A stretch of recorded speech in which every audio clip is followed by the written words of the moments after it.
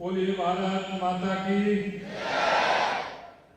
मुझे दिख रहा है आपका उत्साह, आपके जो चमक है उसका एहसास कर सकते हैं।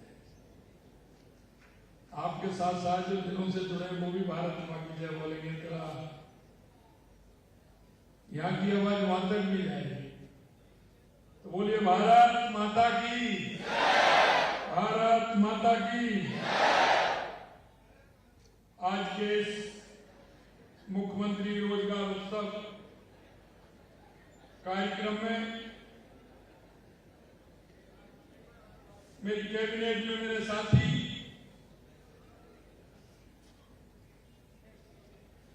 भाई राजवर्धन सिंह जी राठौर साहब, कैबिनेट में मेरे साथी शिक्षा मंत्री सम्मानीय मदन दिलावर जी, संसदीय कार्य मंत्री जोगाराम पटेल जी, कौशल नियोजन राज्य मंत्री के बिश्नोई जी, हमारे मुख्य सचिव सुधांशु पंत जी, अतिरिक्त मुख्य संसदीय कार्य मंत्री जोगाराम पटेल जी, कौशल नियोजन राज्य मंत्री के बिश्नोई जी, हमारे मुख्य सचिव सुधांशु पंत जी, अतिरिक्त मुख्य सचिव चिकित्सा सुब्रा सिंह जी, प्रमुख शासन सचिव कार्मिक हेमंत गेरा जी, सचिव कौशल नियोजन एवं उद्यमिता पीसी किशन जी, आयुक्त कौशल नियोजन एवं उद्यमिता कुंवरपाल जी गौतम, और मेरे सामने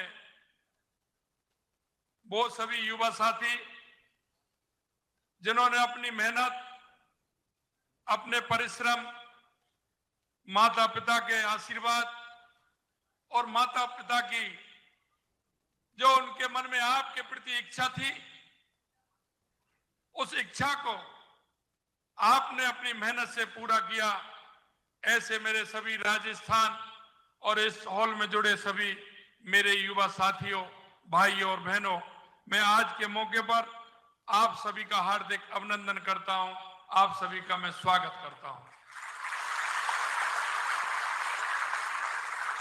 आज ये ऑडिटोरियम युवाओं की ऊर्जा से दमक रहा है।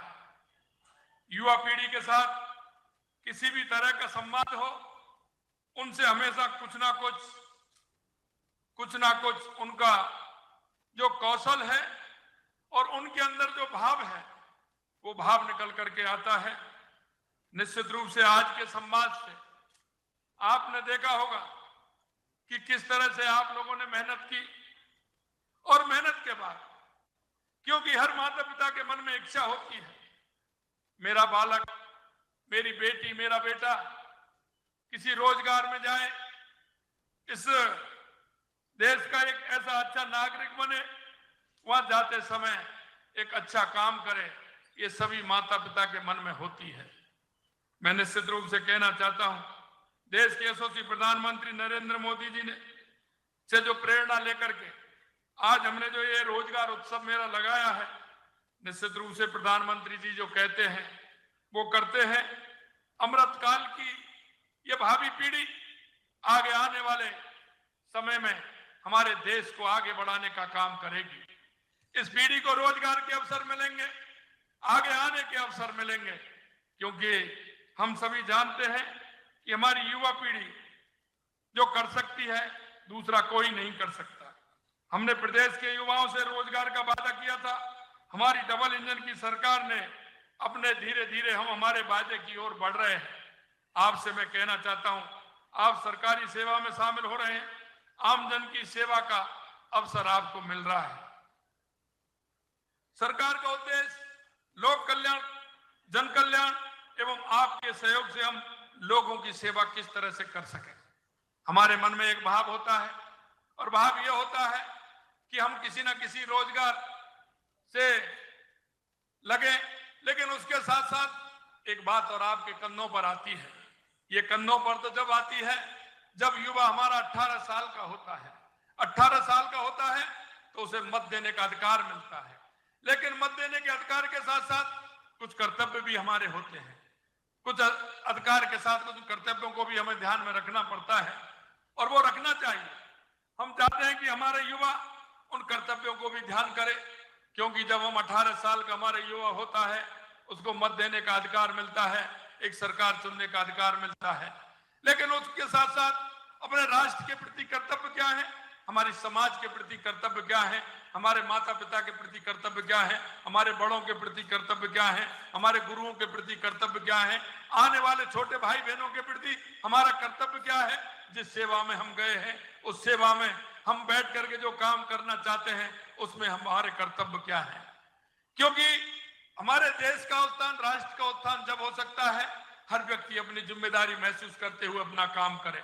हम यही नहीं कि किसी क्षेत्र में आकर के हमारे देश की सीमाओं पर जो लड़ रहे हैं जवान वो हमारी रक्षा करते हैं, लेकिन मैं आपसे कहना चाहता हूं जो जिनको काम मिला हुआ है, जो राष्ट्र के काम में दक्षता अपनी पूरी निभाते हैं, उससे भी हमारा राष्ट्र मजबूत होता है। मैं आपसे इतना ही कहना चाहता हूं मेरे भाई और बहनों, हमने आपको एक लोक सेवक के कर्तव्य दायित्व और अपेक्षाओं की एक किताब भी हमने आपको दी है। हम चाहते हैं, हमने ये भी कहा है कि आने वाले समय में विभाग अनुसार आपका 4 दिन का, 5 दिन का, 8 दिन का कोई ऐसा चिंतन भी शिविर हो कि जिसमें हमारे राष्ट्र के प्रति भावना रखते हुए हमारे कार्य के दायित्वों को हम ठीक प्रकार से किस तरह से निर्वहन कर पाए। मुझे आज इस बात की खुशी है कि मुझे पता है, क्योंकि मैं आप वाली इस लाइन से निकला हूं, मैंने भी बीएड करके मैं मास्टरी के लिए, मैं अध्यापक की नौकरी के लिए मैंने खूब प्रयास किया। मैं भी आपकी तरह झोला लेकर के निकलता था, फॉर्म भरने जाता था। मैं जानता हूं जब घर से निकलते हैं माता पिता की, परिवार की क्या इच्छा होती है। और मुझे पता है आपको जैसे ही नियुक्ति पत्र आया होगा, आपके घर में ही नहीं, आपके पड़ोस में ही, आपके रिश्तेदारों में हमारी माता, हमारी बहनें ने किस तरह से आपने जब नियुक्ति पत्र दिखाया होगा, उनके मन में किस तरह का भाव होगा। ये एक व्यक्ति नहीं जुड़ता है, हमारा परिवार इससे जुड़ता है। परिवार के अंदर एक जिज्ञासा भी पैदा होती है। आपके भाव से आने वाली जो हमारी पीढ़ी, हमारे छोटे भाई बहन हैं, उनको भी आत्मबल मिलता है, उनको भी एक आशा की किरण नजर आती है, उनको हम क्या संदेश दे सकते हैं। मैं आपसे इतना ही कहना चाहता हूं, हम परिवार के अंदर रहते हैं, हम सारी बातों को हम जानते हैं, सारी बातों को हम महसूस करते हैं, लेकिन जब बात आती है तो हम एक उंगली करते हैं तो 4 उंगली हमारी तरफ आती है। मैं आपसे यही कहना चाहता हूं कि जब हम किसी की तरफ एक उंगली उठाते हैं तो उन 4 उंगलियों को भी देख लिया करो कि वो अपनी तरफ आती हैं, तो हमसे जनता की, सरकार की, हमारे भाइयों की हमसे क्या अपेक्षा है। दूसरा, मैं आपसे एक बात और कहना चाहता हूं कि आप जब इस क्षेत्र में आ गए तो हम सभी का दायित्व बनता है, हम सभी ऊपर वाले की तरफ देखते हैं। ऊपर वो क्या कर रहा है, ऊपर उसकी क्या है, ऊपर वाले के साथ देखिए, उनके ऊपर वाले जो काम कर रहे हैं निश्चित रूप से अच्छा काम करके उनका अनुसरण करके हम भी ऊपर जाना चाहते हैं। ये भाव भी हमेशा आपके पास होना चाहिए। लेकिन उसके साथ साथ एक दायित्व और भी है, जो हमारे पीछे बाहर खड़े हैं, हमारे छोटे भाई बहन हैं, उनको हम क्या संज्ञा देना चाहते हैं, ये भी हम सभी को सोचना है। क्योंकि एक परिवार में जब हम रहते हैं तो परिवार से ही बहुत कुछ सीखते हैं। परिवार में अच्छा काम करते हैं, हमारे किसी भाई को अवार्ड मिलता है, हमारी बहन को अच्छा काम करने के लिए अवार्ड मिलता है, तो हमें उससे भी सीखना चाहिए, उसको भी अनुसरण हमें करना चाहिए। लेकिन कुछ ऐसे भी होते हैं जिनको उनकी सेवा के कारण उनको किस तरह का उनका होता है, कहीं कोई निलंबित होता है तो कहीं किस तरह से पकड़ा जाता है, तो जरा उनकी तरफ भी देखें। मैं इसलिए कहना चाहता हूं, मैं इसलिए दिखाना चाहता हूं, एक सच्चे नागरिक बनने के लिए, एक सच्चा जन सेवक बनने के लिए, सच्चा एक हमारा काम करने के लिए हमें कुछ बातों को देखना होगा। आज इस किताब में कुछ ना कुछ आपको दायित्वों के लिए आह्वान कराने के लिए एक किताब पुस्तक आप सभी को मिली है। मैं आपसे इतना ही कहना चाहता हूं, आपने मेहनत और परिश्रम की है, माता पिता का आशीर्वाद है, आपने परीक्षाएं पास की हैं। मैं एक बात और अंत में आपसे कहूंगा कि आप ये मानिए, हमने सरकार में कहा है कि हमारी जो भी रिक्त पद होंगे हर महीने उसका कैलेंडर बनेगा। आने वाले रिक्त पदों को हम निश्चित रूप से समय पर भरेंगे। आने वाले समय में लगातार इसी तरह के कार्यक्रम होते रहेंगे। यही नहीं, हम चाहते हैं हमारी जल कल्याणकारी योजनाएं नीचे तक पहुंचे, हमारी जो वैकेंसी है वो समय पर भरें, और हम आने वाले समय में हमारे युवाओं के लिए राजस्थान की सरकार पूरी तरह से कृत संकल्प है। आने वाले समय में सरकार की नौकरी जितनी है उनको भी भरा जाएगा और इसके अलावा हमारे औद्योगिक क्षेत्र में, कौशल विकास के क्षेत्र में हम आगे भी काम करने वाले हैं।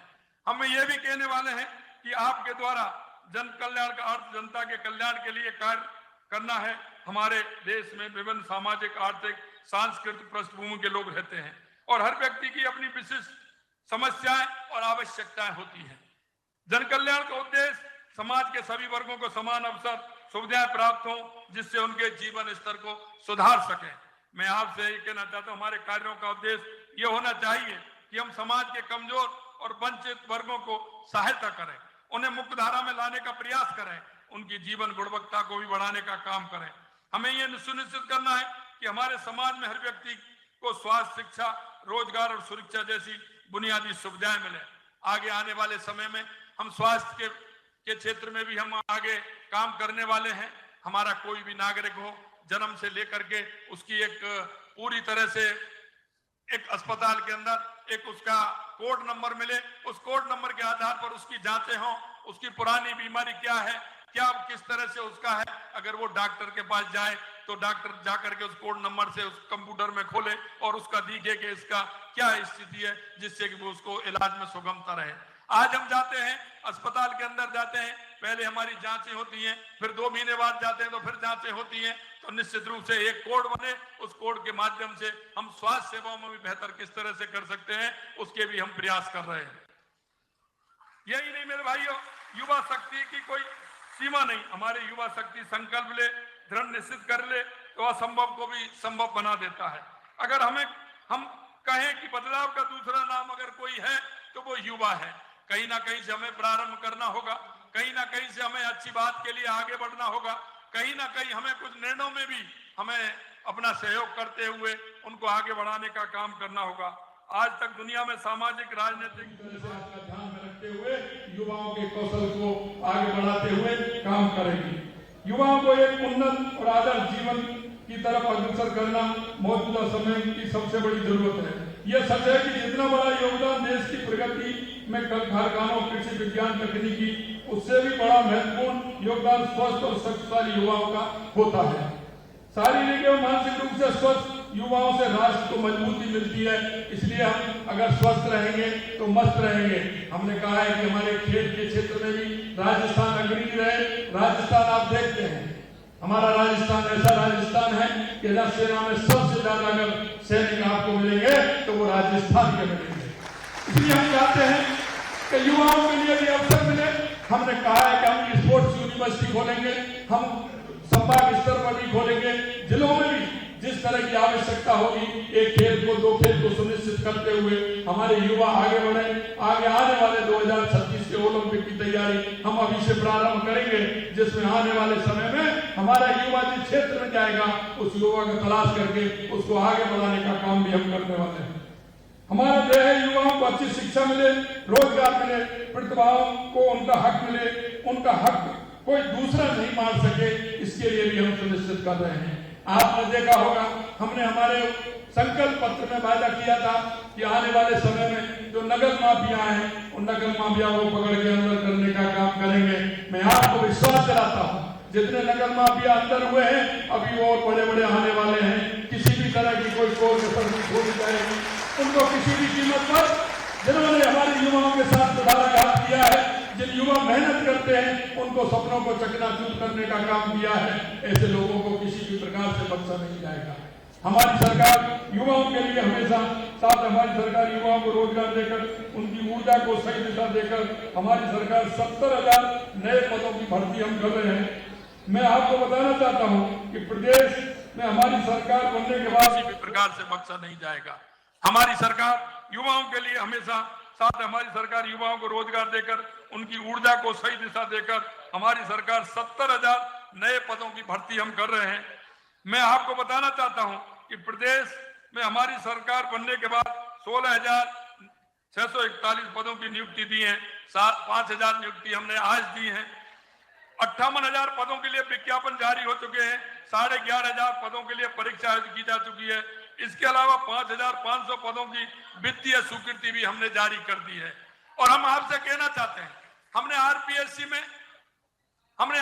में कहा है कि आपका हमारा कैलेंडर चाहिए, क्योंकि जो भर्तियां होती हैं वो भर्तियां उसके आधार पर होती हैं कि कितनी वैकेंसी है।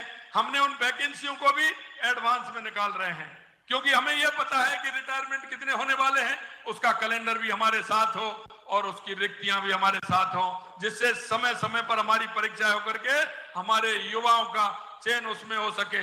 यही नहीं, हमने कहा है हमारे कई क्षेत्र हैं, चाहे वो पुलिस महकमा हो, चाहे हमारे वन विभाग हो, चाहे हमारे कई इस तरह के विभाग है, शारीरिक शिक्षकों की भर्ती हमारी कई समय से नहीं निकली।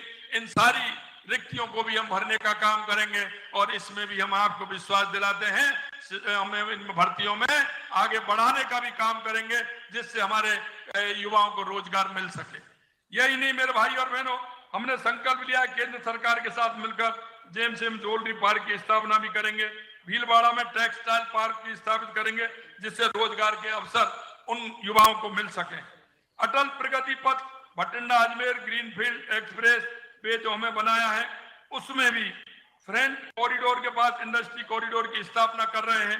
इनमें अप्रत्यक्ष और प्रत्यक्ष रूप से बहुत सारे युवा की इसमें आने वाले हैं। कम से कम 20 लाख युवाओं को हम, मैं आपको कहना चाहता हूं, हमारे भाई और बहनें उनको एक अवसर इस बात के लिए मिले कि वो नौकर रखने वाले नहीं। हम छोटा सा काम, हमारा पहली सिद्धि हमारी एक होती है, लेकिन जब हम सिद्धि पर चलते हैं तो आखिरी सिद्धि के लिए भी हमें चलना पड़ता है। इसलिए मैं आपसे कहना चाहता हूँ, रोजगार के छोटे छोटे अवसर हैं, उनको भी हम पूरी तरह से हमारे युवाओं को जो हमारे स्किल डेवलपमेंट के माध्यम से आगे बढ़ सकते हैं, उनको भी हम रोजगार के अवसरों में परिवर्तित करेंगे। हमारे राजस्थान में हम पर्यटन, निर्माण, सेवा, एमएसएमई, कृषि, गैर परंपरागत ऊर्जा के ऐसे स्रोत हैं, ढांचागत सुधारों के जरिए प्रत्यक्ष अप्रत्यक्ष रूप से परोक्ष रूप से रोजगार के अवसर पैदा कर रहे हैं, उनको भी हम बढ़ाने का काम करेंगे।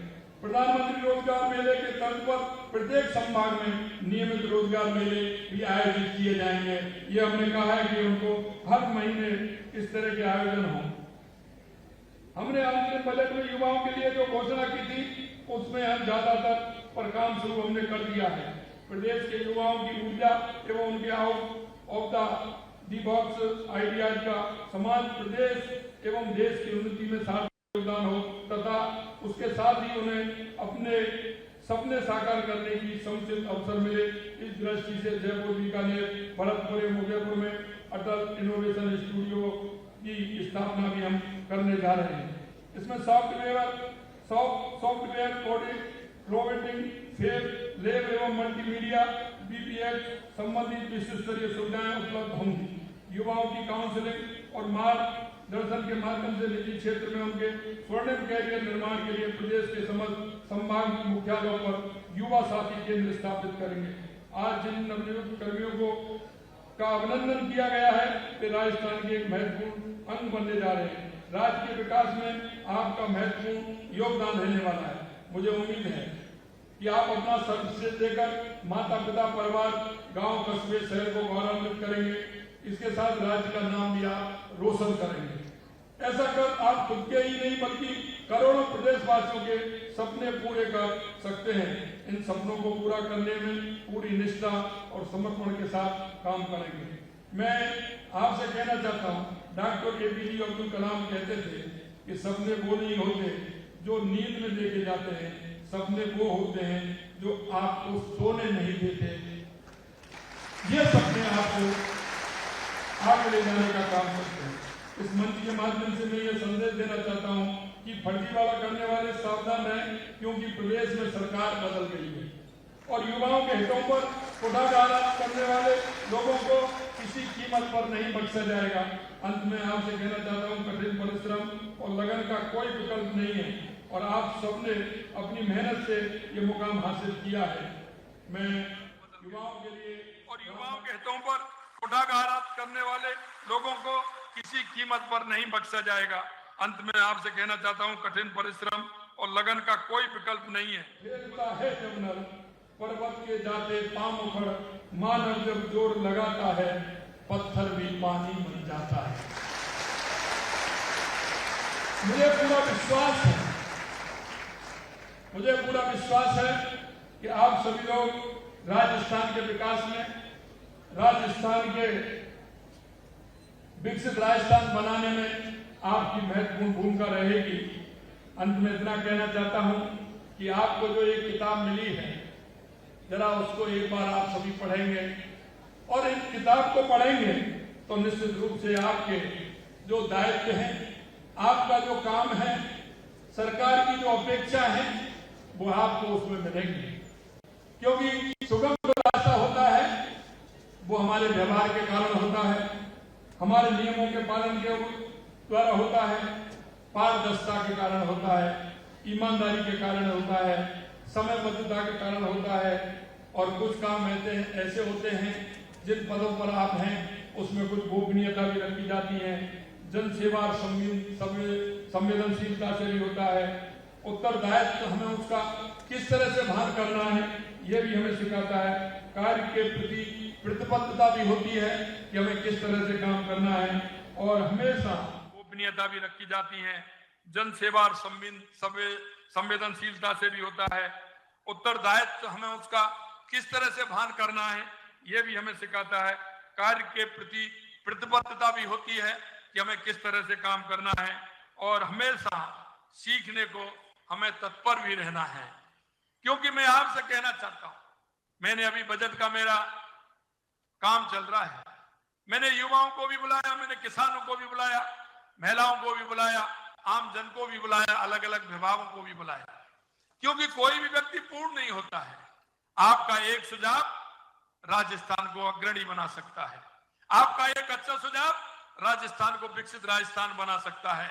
इसलिए मेरे भाई और बहनों, मैं आपसे यह कहना चाहता हूं कि आपके अच्छे सुझाव, ऐसा नहीं है कोई कि 70 साल का 80 साल का बुजुर्ग ही अच्छे सुझाव दे सकता है। मेरे यूथ भी, युवा भी, मेरी बहनें भी, मेरे भाई भी एक राजस्थान के लिए अच्छा सुझाव दे सकते हैं, मेरे युवाओं के लिए भी अच्छा सुझाव दे सकते हैं। निश्चित रूप से आपका अच्छा सुझाव हमें मान्य होगा। उसको अच्छा सुझाव अगर आएगा तो हम राजस्थान में उसको मान्य करते हुए आगे हमारे राजस्थान को विकसित बनाने के लिए, राजस्थान को मजबूत बनाने के लिए हम उस सुझाव को आपके को सहयोग भी लेंगे और उस सुझाव पर आपके काम भी करेंगे। मैं आपसे अंत में इतना ही कहना चाहता हूं, सहयोग और टीम वर्क की भावना से हम काम करते हैं। ये राजस्थान की सरकार है, ये युवाओं के लिए समर्पित सरकार है। आने वाले समय में आपको और भी झलक दिखेगी। आने वाले समय में उन भाइयों को और उन बहनों को जो सरकार से आशान्वित हैं, मैं आपसे कहना चाहता हूं मेरे भाई और बहनों, वो आशा और उम्मीद पर हमारी सरकार निश्चित रूप से पूरी तरह से प्रयास करेगी कि जो युवाओं ने सपना देखा है उस सपने को पूरा करने का काम हम करें।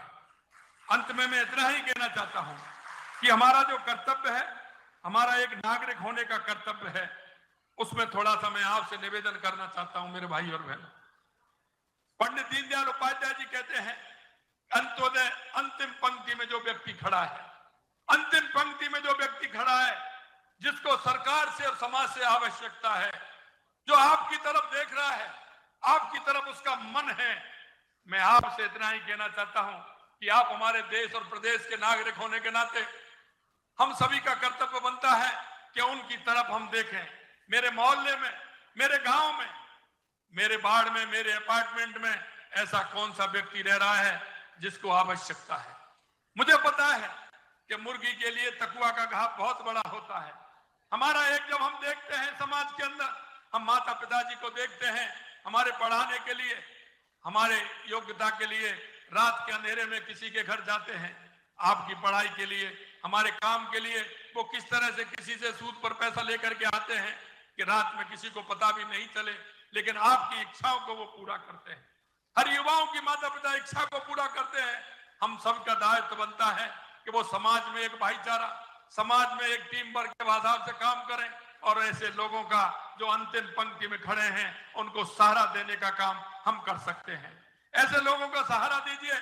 अस्पताल में उनको क्या आवश्यकता है, कोई बीमार भाई है तो, कोई रोजगार के अवसर ढूंढ रहा है तो हम स्किल डेवलपमेंट से लेकर के हम किस तरह से उसके काम कर सकते हैं, हमारी बहनें, हमारे प्रधानमंत्री जी ने लखपति दीदी बनाने का के लिए लक्ष्य लिया है 3 करोड़ का। हमारी कोई ऐसी बहन है जो आगे बढ़ करके काम कर सकती है?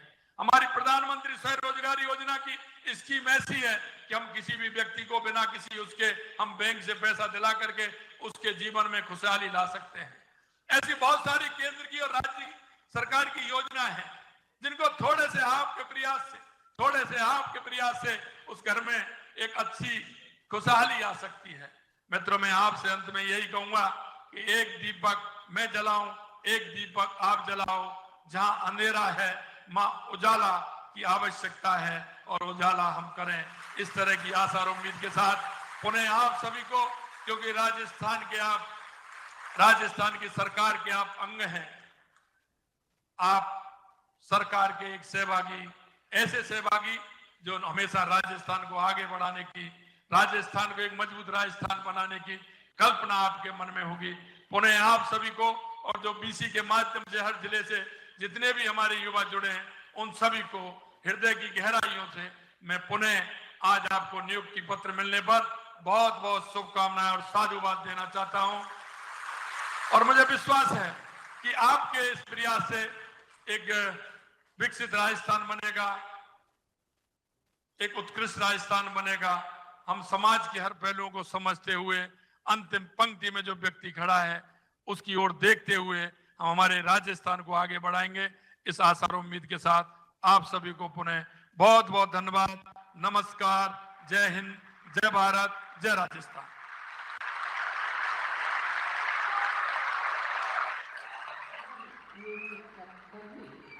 धन्यवाद, बहुत बहुत धन्यवाद माननीय मुख्यमंत्री महोदय। सचमुच ये नियुक्ति पत्र वो नींव है। लाई तस्वीरें राजस्थान के मुख्यमंत्री भजनलाल शर्मा ने युवाओं को सौगात दी। नियुक्ति पत्र पाने वाले छात्रों ने, अभ्यर्थियों ने मुख्यमंत्री से संवाद किया।